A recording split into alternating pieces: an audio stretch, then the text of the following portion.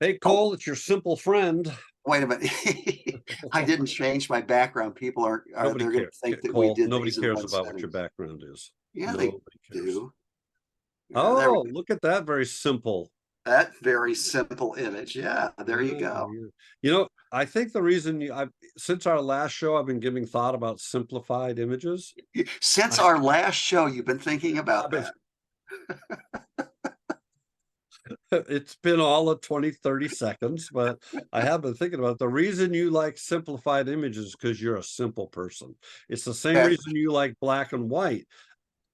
16 billion colors are too much for you, but 256 shades of gray. I was it 56? What is that movie called? Something Shades of Gray. yeah. Roxanne gave me a compliment today. What?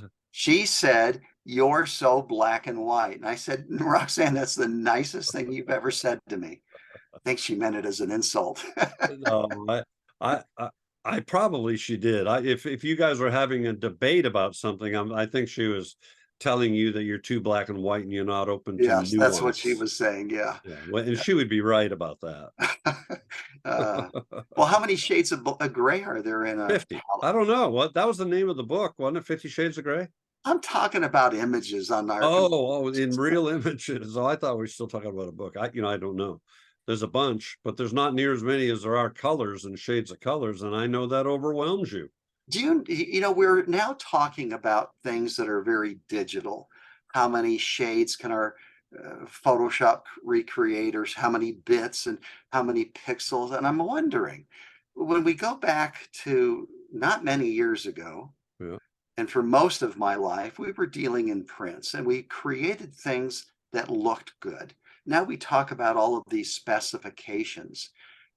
Do you think we're losing our ability to print, to Mm. appreciate prints, to use prints? Yes. Oh, I absolutely say yes right away on that one. For instance, I'm terrible I mean, I do have a few prints in here, but throughout the rest of the house, I have so few. I mean, Really? well, because I tend to show everything in the digital world.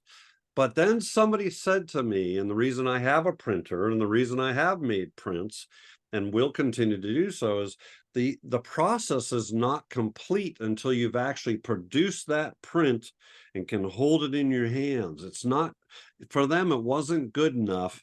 And for whatever reason, when we had that dialogue that day, it really resonated. And I don't know, it might have been DeWitt Jones that I was talking to about that.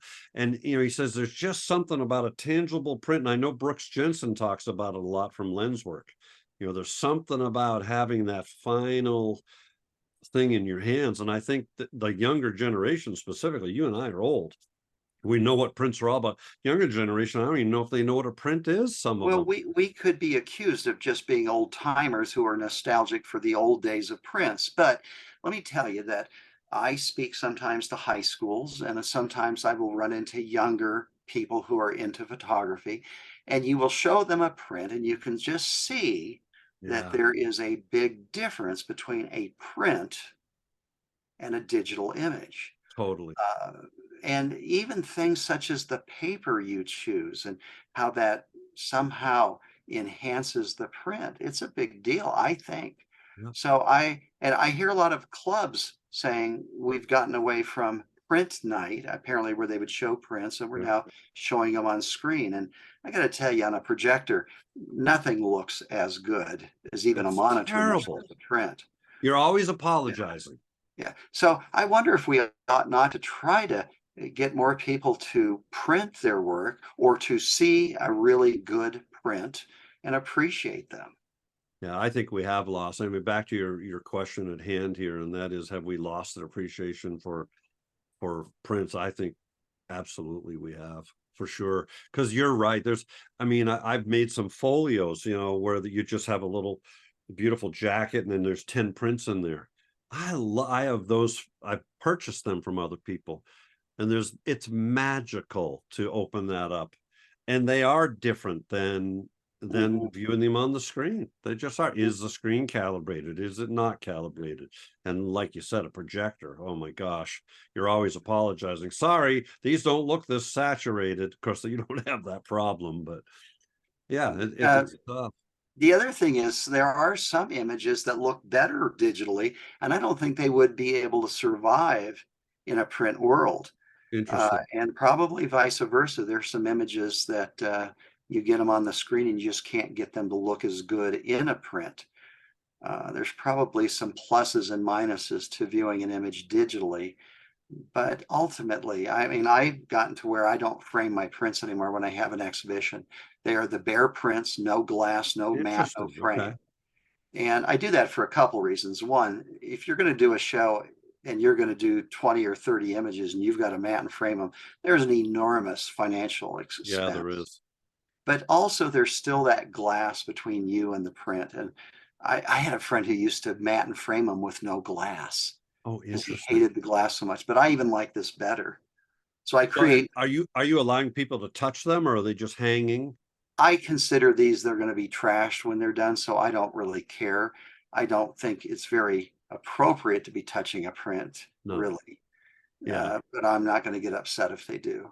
Yeah. Yeah. Because there is something about, I'm just thinking about your idea. It's kind of a cool idea that the exhibition is not only can you go see your work, but you can actually pick it up and touch it and hold it and look at it. Well, these That's are on kind the of, wall, so that is yeah. probably my Yeah, but reaction. maybe you have a copy of it laying, one on the Yeah, wall and then a desk full of some other ones. I wonder how people would react to that. yeah. It Well, might be you just see rather people interesting. look at a print so differently than they do on a monitor. And Brooks, I think, has talked about something about the average time we spend looking at a digital image on social media. 2 seconds. Yeah, I'd heard 3, but fine. Okay. Yeah. But when they're holding a print, that doesn't happen. No. So, They'll actually stand at a show, because I've done a show as well. They'll stand there and look at it, fold their arms and ponder it. And one experience I had was a gal was weeping because it reminded her of home. It wasn't because the print was that bad, Cole. I was going It's to say, are because you sure? no, I asked her, I said, what's the connection? And it was a beautiful sunset scene from the top of Klingman's Dome in the Smokies. And she says, that's home, through Wow. sobbing tears, Wow. and she had to have it Wow. because it reminded her so much of home. And I wonder if that experience probably would have happened with digital, but the fact that she could take that, bring it home and hang it in her home, I think was incredibly powerful and meaningful to her.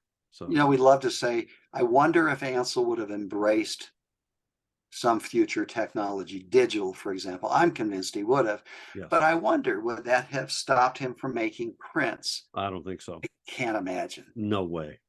Yeah. No way. Yeah. So print your work, folks. I think there's great value in printing your work, hang it in your house, give it as gifts to your friends, or do a show. Yeah. Yeah. Yeah.